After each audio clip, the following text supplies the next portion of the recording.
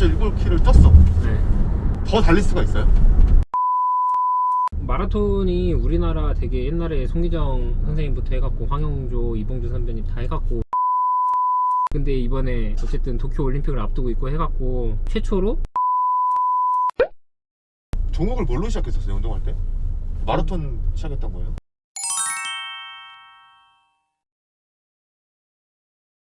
이제 15살 때부터 시작했는데, 어릴 때는 이제 마라톤은 이제 42.19 길다 보니까 풀코스부터 시작할 순 없고 장거리 종목부터, 어렸을 때는 뭐 800m, 뭐 1500m, 5000m, 10km 이런 식으로 나이가 들수록 이제 거리를 점점 늘려가는 거예요.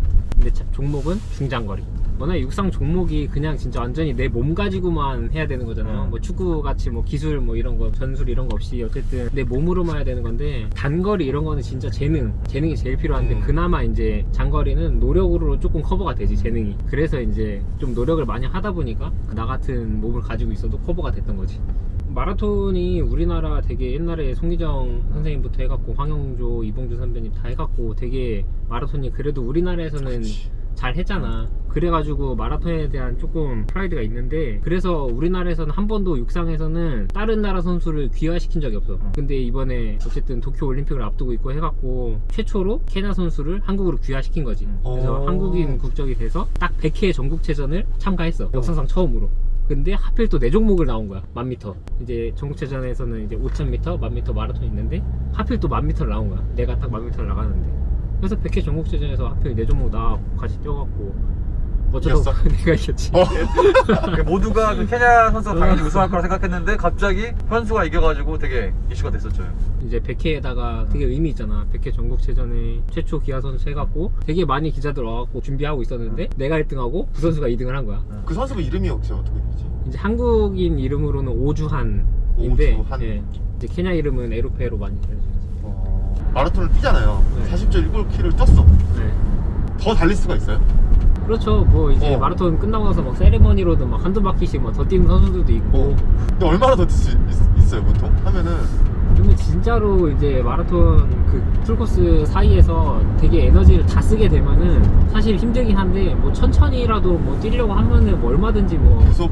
네, 뛸 수는 있죠, 천천히. 야, 그럼 진짜 막 100km도 뛸 수 있는 거야. 딱 그 하고 나서도 진짜 우리 천천히 조절한다면. 근데 이제 풀코스라고 해서 무조건 체력 싸움이라고 생각하는 사람들이 되게 많은데, 우리 되게 빨리 뛰어, 마라톤 풀코스를 맞아. 뛰어도.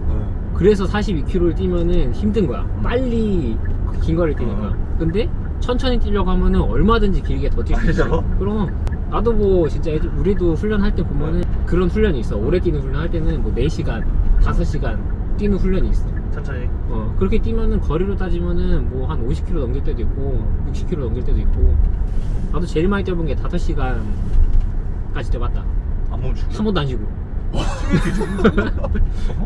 근데 뭐 그렇게 5시간까지 뛰는 거는 진짜 좀 특별한 케이스고, 근데 평균적으로 2-3시간씩은 항상 뛰어야지, 마라톤 풀코스를 뛰려면. 본인이 생각하는 인생 2막이 그러면 언제예요? 인생 2막? 인생 2막.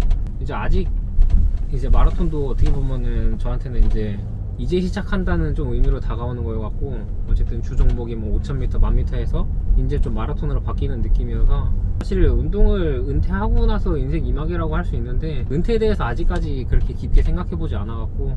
그럼 아직 오지 않았다? 나의 그렇죠. 인생 2막은?